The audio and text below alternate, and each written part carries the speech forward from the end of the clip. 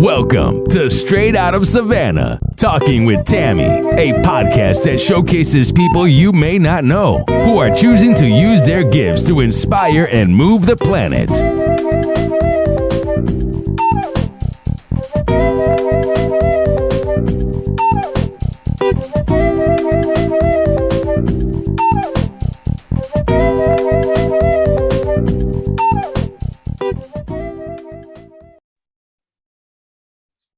Thank you so much for joining us on Straight Out of Savannah. I am super excited to be interviewing my guest, Regina Robinson. She is going to share a little bit about who she is and what it is that she does and how she can help you. So Regina, take it away.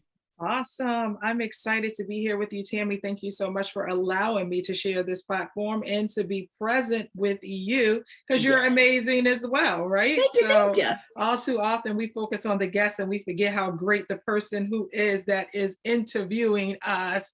And so again, as she said, I am Regina Robinson. I am a midwife for Christian authors, and I show them how to reshape their story into a message that becomes their movement that is aligned to their mission so they can unapologetically write a book, show up on stages, and wow the world with their story. So listen, if you're listening to this and you're a woman who is ready to go from stagnant to unstoppable and writing your book, let's connect. I have been doing this for the last 7 years. I am also a multi-award winning publisher and author. I am an international speaker, and I am the inner confidence curator. And so I am excited to be here. I champion for women and young girls and helping you become the unstoppable woman God has purpose for you to be from the inside out.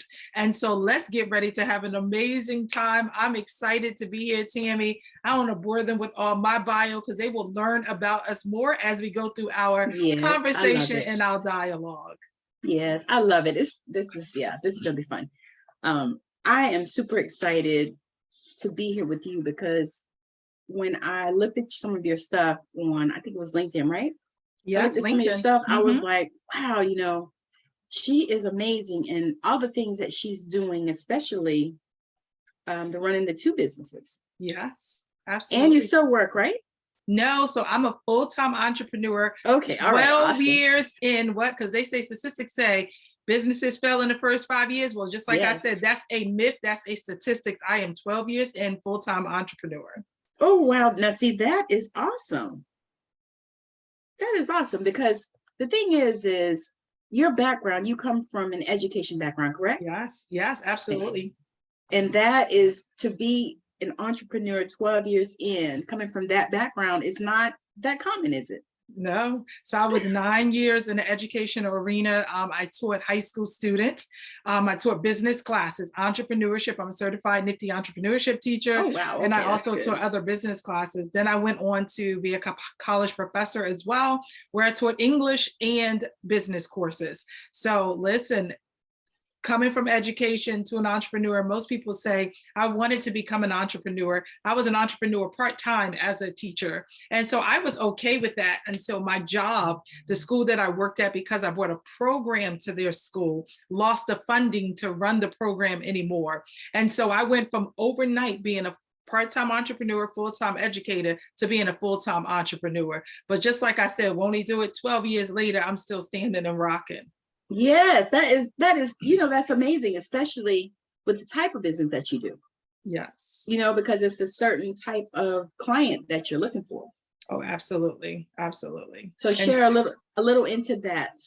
So the education arena, because I have two businesses, that business is a college planning services for high school families and also for college students. So I work and mentor and coach high school students on how to navigate winning the game of college admissions. I have helped students succeed and gain over $25 million in scholarships and grants over the years.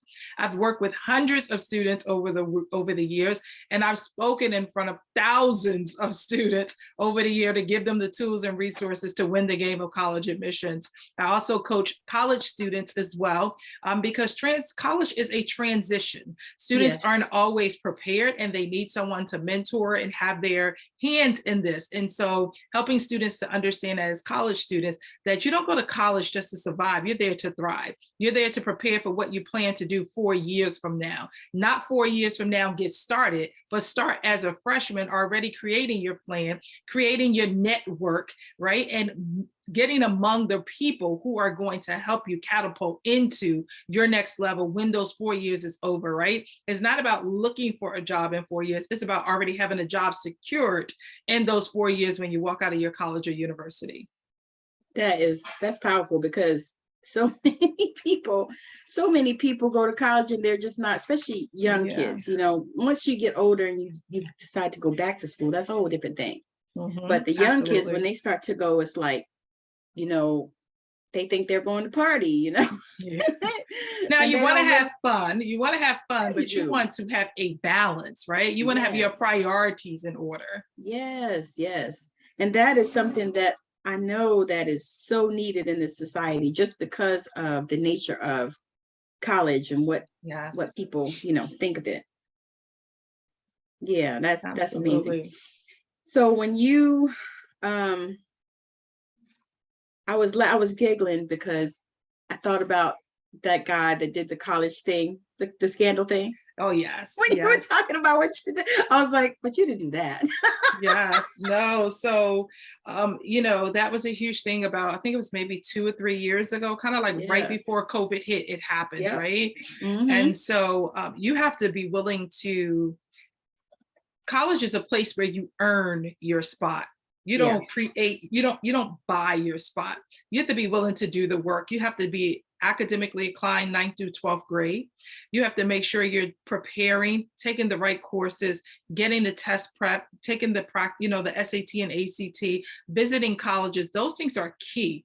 Don't buy your way into college, because you see what can happen. Take time, prepare, help your children set up for earning their way into college. All of my students earn their way into their schools. They earn their way into getting their scholarships and grants, and they earn their spot to be able to go on to those schools, be successful, and graduate. So you work with two sets of people, basically. You work with the children and the parents. Yes. So, well, the parents more so is just helping them to understand what they need to do to support their children. And we're helping them. My program is designed to help students that are high school students become self-advocates, because when they get to college, your parents can't do anything for you. It is all about you being able to go in there and handle business. And so our program is designed as a way to set the students up, so they're already ready to understand what it means to handle themselves, what it means to meet deadlines, what it means to show up, right? What it means to follow up, what it means to send messages, and not look for their parents to do it, because their parents won't be there to do it for them when they get to college. Because so many, I'm finding that in this particular generation, so many people are waiting for someone else to do something, children. And I honestly, I tried to prepare my children against that. I raised them to be independent, and to, even as they were like in high school and stuff, I would tell them, bring me stuff that you can't deal with. But if it's something that you can handle, you handle it. Yeah. And that's I'm not gonna always be there. That's a good thing, right? Because we can't always fight all of our children's battles. It's like, first you start with the line of communication. If there's no response after once or twice trying, then that's when parents should get involved. But you first need to allow your children to advocate for themselves. And then if they're being ignored, then we are the only ones who's going to stand up for them, right? So we have to stand in the gap. That's when you stand in the gap for your children, and you come forth and you be of support, you help. Yes. And that, I think that's like a powerful thing, because I'm noticing that a lot of times people don't empower their children to stand up and do those things. And so when they get to college, they're just lost. Yeah, absolutely. And they still be expecting their parents to do stuff for them. And to me, that's doing your kids a disservice. Absolutely. It's like, why did you not prepare them? I mean, I think about that. My children live in Texas and I live in Washington State. Yeah, because they've learned how to be self-advocates, right? They navigate for themselves, and they know, what to do. Now, my sons will call me and say, Mommy, what do you think about this? Blah, blah, blah. And I'll give them my opinion and tell them what I think. But ultimately, the decision is theirs. They're not calling me for the decision. They're calling me for my opinion on what I think they should do. Yes, And I and think, as parents, that's key, right? For them to always feel safe enough to come yes, to you and say, here's what I'm doing or considering. What is right, your thoughts around it? So that's right, key. exactly. And I think that is so amazing what you're doing for the children, because, you know, years ago, people probably really did put this into their kids to, you know, to be independent and all this stuff. But for some reason now it's like, I talk to so many people, their kids are like in their 30s and 40s and they're still Mhm. living with them and they're still supporting them. And I'm like, that cannot be right. There's Yeah, something wrong with absolutely. But that goes a little bit back to the lack thereof in the beginning, right? Of creating that yes, independency, allowing them to see how you need to progress and grow. So yes, that's key. yes, That's huge in that. yes, yes, it is. Yes, it is. So where do you see yourself going in the future? Wow. So with that platform, speaking at colleges more, speaking more still at schools. So I speak for schools, organizations, fraternities, sororities, and continuously helping students to understand what is next and what's available, right? I think that students are waiting for opportunities to be handed to them. And I'm a strong advocate in coaching my students to understand that opportunities are not given, you create them. It's not about, because you can know someone that's going to get you in the door, but once you get in the door, can you remain? Can you gain footing? And so it's important that they understand service. It's important that they understand building relationships and not always asking for a handout, but most importantly, saying, how can I serve you? And when you serve, then someone will give you what you need. And you never even had to really ask for it. So really understanding that this cycle where we now have given this whole society where younger people, where everything is just handed to you, everything is a microwave society. Everyone is saying you could be successful overnight. That's not true. That's for Wait, some wait, people. wait. You can't be successful in 10 minutes? No. And so, and not have and not be longevity. No. Right. And so, teaching the youth that, listen, you have to build, there's a preparation season. What are you doing in your preparation season? So college is that preparation season for what it is you plan to do when you get out of college. Yes. And it's what you do then that will affect how it happens when you leave your college or campus. And so if you're building relationships, asking your professors if you can attend conferences with them, right? Seeing if they would be willing to mentor you, because after all, they are an expert in what it is that you now want to pursue. Why wouldn't you want them to be your mentor? And so it's all of those things that are going to be key for young adults to be successful already in building their footing for whatever career they're going to go into. So I'm going to continue pouring in and serving these youth and supporting these families so that they can understand that you can go to college without going into debt. You do not have to go into debt to go into college. You do not have to borrow from your 401 to go send your kids to school. Now, for some, that might be the case, but that's not the ideal way. And most importantly, Right. you don't have to get a GoFundMe, because what happens when people stop funding you? What are you going to do? So we want parents and families to be able to have the momentum to find schools and allow the students to pick places they can call home for 4 years that's going to yield results for them in the end. Yes. And that is, to me, that is almost priceless. Yes. Just because there are so many schools to go to now and so many out there just taking these kids' money, and and these student loans are killing people. Yes, absolutely. They get out of school with $200,000 in debt and they haven't even bought a house. Absolutely. And it's scandalous. And I'm just disgusted with the people that are fighting the student loan thing. Oh, it's yeah. like, why are you fighting that? Yes. Y'all know that stuff is too expensive anyway. It's just ridiculous. Student loan debt is the largest debt in the world. So why would you have a problem with them now trying to curb that and help people? Yeah. Because it is a lifetime debt. For many people. Oh, absolutely. For many people. I mean, I've talked to older people, they're like, I'm gonna die with this debt, because they went to higher education and, everything was ridiculously expensive. And then they got out and they had to live, and many times, depending on where they live, it's even more expensive for, I was going to say, not only that, you got to think about the fact that what are they going to get paid when they get out, depending on what they, studied. And can their pay offset their payments? Right. Because you think about it, somebody told me that they were paying $500 a month for their student loan. I said, most there's a Americans car on note. average, no, most Americans on average are paying anywhere from $250 to $750 a month for student Yeah, loans. I have heard that. And that's in lieu of their other bills. How do you pay for a car note? How do you pay for an apartment or a house?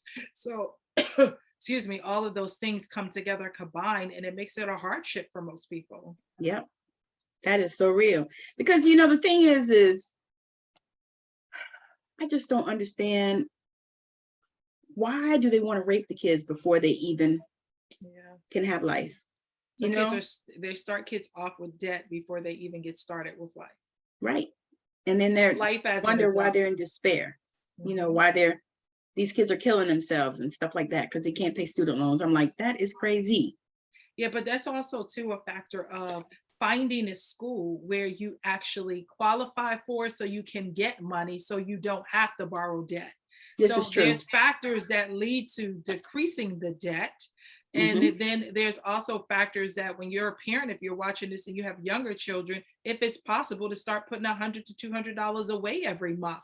Those are things that could allow you to build up some cushion so that you can then have some savings, so that you could say each year you have a little bit to put to whatever that particular bill is per year, which then decreases the amount they would have to borrow if they need to borrow. And then students applying to as many scholarships as possible. So they're not borrowing money, they're getting free money because they took the time to actually do scholarships. Yep. So do you work so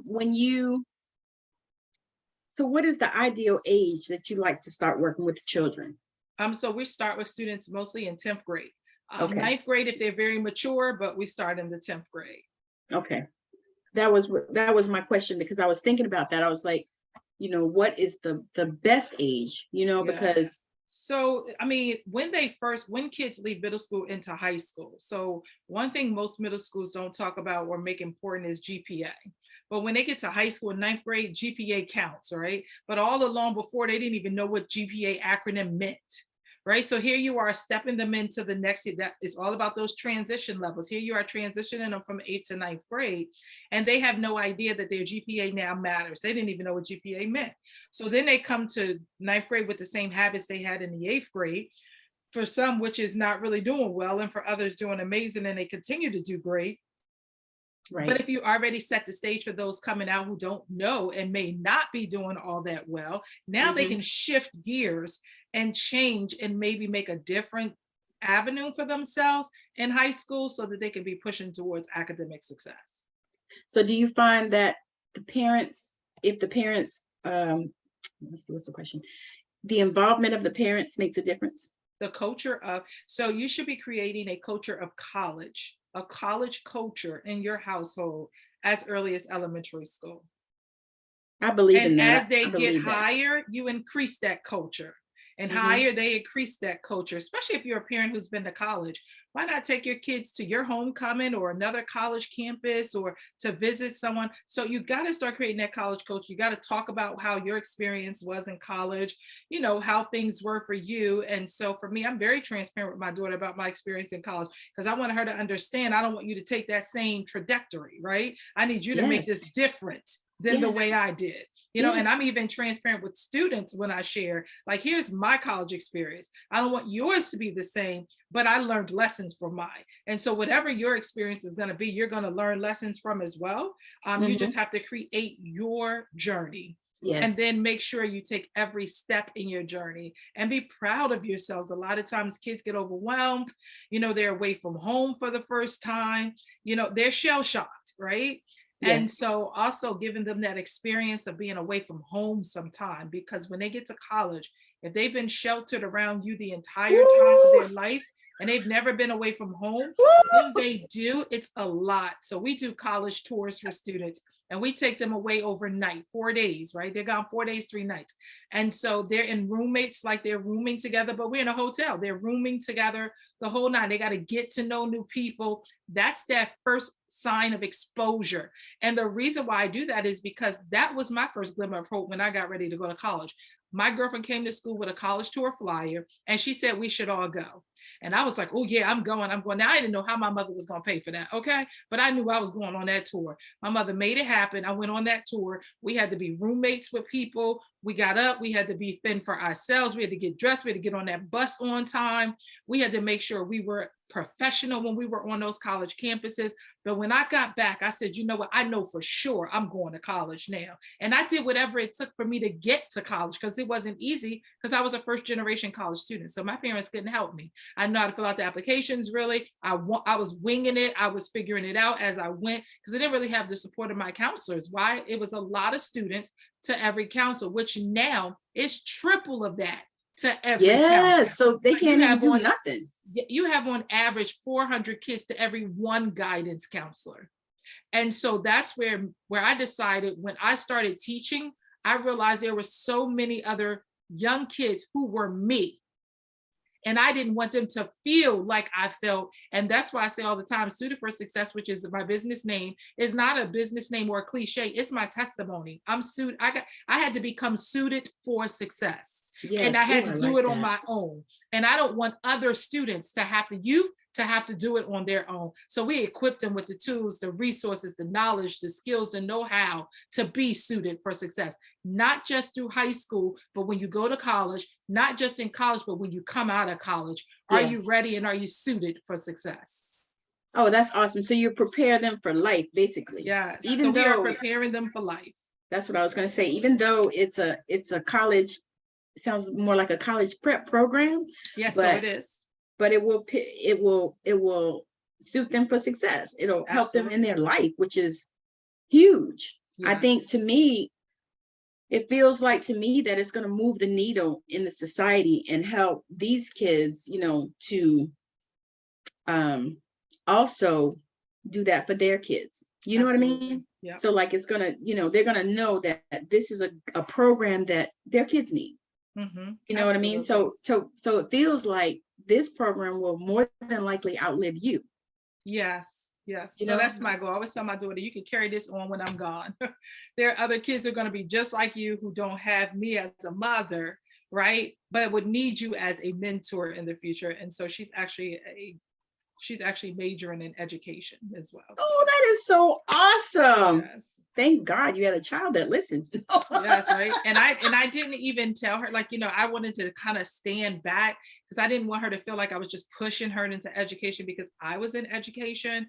And so I wanted her to kind of discover it on her own. And she's so great with kids. She's always been great with kids. So she discovered that was her niche. That's where she should be. That's where she would thrive, right? It's about allowing our kids and us nurturing our kids to put them in position to nurture the things that they love, the things that they enjoy, the things that they're passionate about, because that's where they'll discover what they want to journey forward in. And so we have to be willing as parents to support that. We have to be willing as parents to stand in the gap for that, right? And is it going to cost us money sometimes? Yes, but our children should be worth the investment. I agree with that. My son actually got into acting when he was in, I think, 5th grade. He started, because I encourage my kids to do activities. Yeah. Yes. And he did sports, soccer for 7 or 8 years, and basketball, I think, a few years, and baseball 1 year. He didn't really like that, but he wanted to get into acting. And so I did what I did. Everything they wanted to do, I encouraged them to do, and I made a way, made sure they were able to do it, and, drop off, pick up, all that other stuff. But that was what he did. And so throughout all these years, he did really good. And he actually was able to be in this play where he was on a billboard in the town. That was amazing. But Opportunities. I loved just being able to, to help him in that way. And now he's not acting, but he could. You know what I mean? Yeah. He has the gift. And it's something that doesn't mean he's not doing it. He may not be doing it now. Doesn't mean he won't pick it up one day. Right. And so it's a skill that he has that'll last him a lifetime. Yeah. And it taught him so many things in that, because he can. And it was amazing because I had a friend that called me the other day. She goes, well, what's Dylan doing? I was like, well, he's actually finishing up his degree in cybersecurity or something now. And she was like, because he need to be acting because he's so good and this and this and that. I said, honey, he has to find that. Yes. I said, if he finds it, great. Maybe this is, you know what I mean? But I believe that those things helped him to be who he is now in life as a 31-year-old man. Absolutely. And so that lights me up when I think about it. So when you think about some of the accomplishments of some of the kids that you've worked with, what are the ones that you are most proud of? And you don't have to give names, just So I have one young lady in particular, well, two, but one young lady, well, maybe three, because I have a young man too. So one young lady in particular, they're all grown now. She's out, she's grown now. When I first helped, because I was very involved in her process. And so when I first took her to orientation, because her mom had to work and I took her to orientation. So when I first took her to orientation at her college, she said, Miss Robinson, I don't think I fit in here. I'm not sure this is where I'm going to want to go. And so I pulled her to the side and said, look around the room, see different people. They have nothing to do with who you are and who you will become. You belong in this room just as much as each and every one of them sitting in this room. Wow. You decide what seat you desire to take at whatever table in this room you desire to sit at. It is you who decide whether you believe you belong here or not. And so she stayed and I left. I said, now I'm going to leave you here. And by the end of the weekend, I expect you to have a different response. Now, I don't know if it's going to be almost the same or if it's going to be totally different, but It's a response that's warranted for me to hear. And when I picked her back up from orientation that weekend and we got ready to travel back home, she said, Miss Robinson, you could have let me say that I didn't belong here and that we should just go ahead and go back home. And you could have left with me. She said, but I thank you for pushing me to be who I am and for allowing me to discover who I can become. So awesome. So on that day, just for that weekend, she discovered a little bit about herself. And then to see her 4 years after she graduated, keeping in contact with her throughout, she was I told her, you're a woman now. I said, you found yourself on that college campus. You found something greater than you thought you were going to find the day I dropped you off at orientation. She traveled to Africa. She's now living. I recently talked to her about a week ago and she goes, Ms. Robinson, you're not going to believe it. I just upped and moved. I forgot what state she said she lived in, but the state she said, I was shocked. And I'm like, well, what are you doing there? And then she's explaining. And I said, you know what, girl, you're taking risks. Don't ever be afraid to bet on you. And so she's betting on her. She's experiencing life on her terms without boundaries. When I said, girl, keep being a disruptor is what I told her. I said, don't ever allow anyone to put you in a box. You're bigger than a box. There is no box that can fit you. So keep dreaming. And I promise you, God will dream bigger for you. And so she's doing amazing. Another young man who I had who went to Howard, that young lady went to Iona College in New York. The other young man went to Howard to study theater. I remember when we were doing his applications, he said, now Howard was his number one choice and they call it HU. So that was his number one choice. That's all he wanted to really go to. And I remember him saying, Miss Robinson, I didn't get in. And I said, no, that's impossible. Let me make a few phone calls. Something went wrong. So we make the phone calls. We find out that they didn't have his correct test scores that they evaluated him on. And so colleges are fair. They make a mistake, they will do things right. And so they reevaluated his application. He got in, went to Howard, did amazing for 4 years. his acting was his major. He was in productions and plays and in New York and all of that. Went on to get his master's and now living in New York, doing stuff I mean, just truly blossoming to becoming the man that he desires to be. And again, on his own terms. And so when these youth become adults, and they learn to do what they want to do on their own terms. And I remember him saying, Ms. Robinson, you always told us that we could do whatever we wanted to do and on our terms. I'm doing things my way and on my terms. And I just thank you for that. So I'm always grateful when my kids come back, and not that I'm looking for them to pat me on the back, but I'm looking for them to say that, you know what, you were an impact and an influence in my life. Yes. And that what you gave, I can now deposit that back into another youth, yes. right? And yes. pour back, right? Because my yes. angel says, when you reach up, reach back and get someone else, right? Yes, and so yes. if I can teach them anything, is that if I've reached back to get you, you need to now reach back and get somebody else. Yes. And that's the ultimate celebration for me as a college coach. That is so powerful, because the thing is we can all go and be forward. And just like you said, your first generation college, many people are like that, you know, yes. many people. And we can all do that. And we can all say, okay, this is what we're going to do. Mm-hmm. But the thing is to reach back and grab somebody else, to know that you have something that you can bless and give somebody else. Yes. That's huge. And that's really what we want to do. And that's what we want to inspire in our young people. Mm-hmm. Absolutely. So that I celebrate you for that, because that is so amazing. And I would wish that you could get this to like every kid that needs it. Yes, I really did. I really do.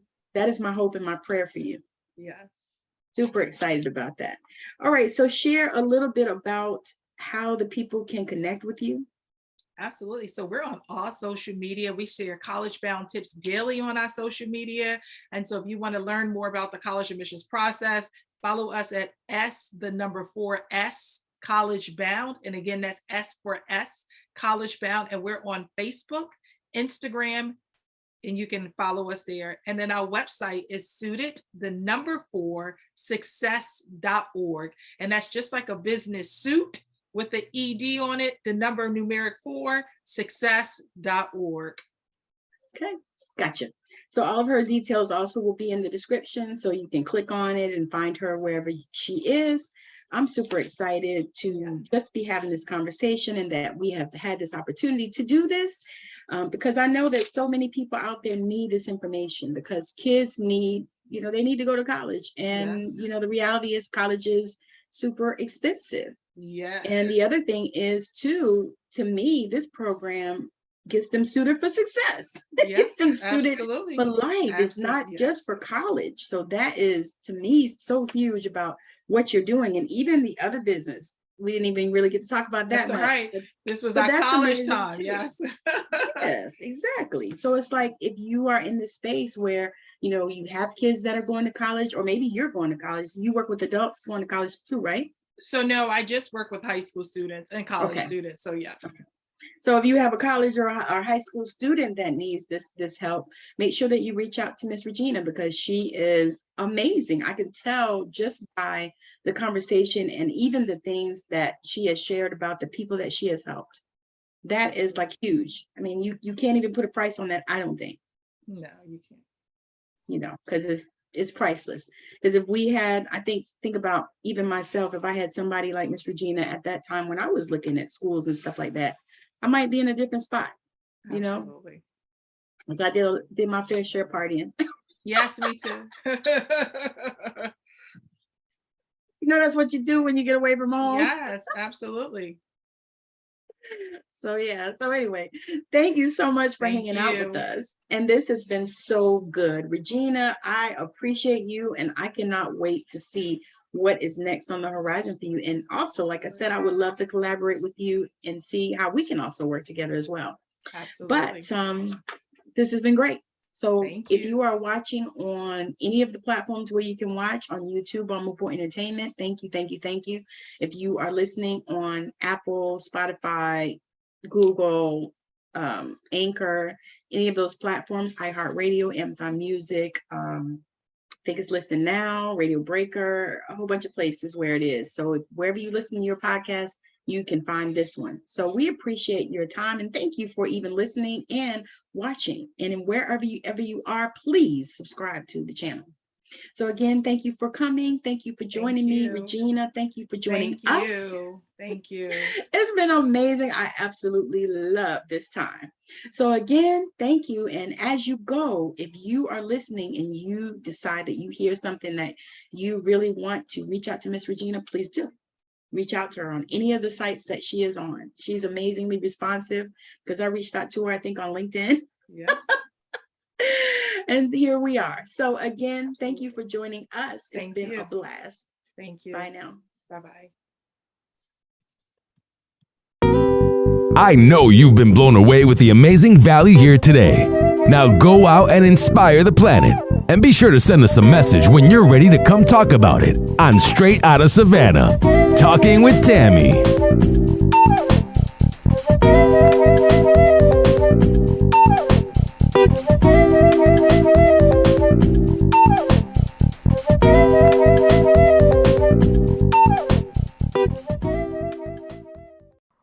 Hello, this is Tammi, and I am coming to you because I wanted to just share a little thing that I have going on.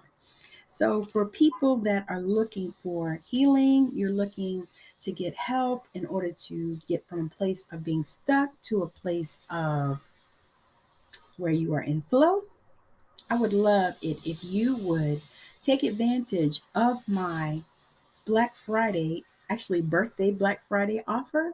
I'm doing a 90-minute session, healing session for you, and it is only $250 for 90 minutes.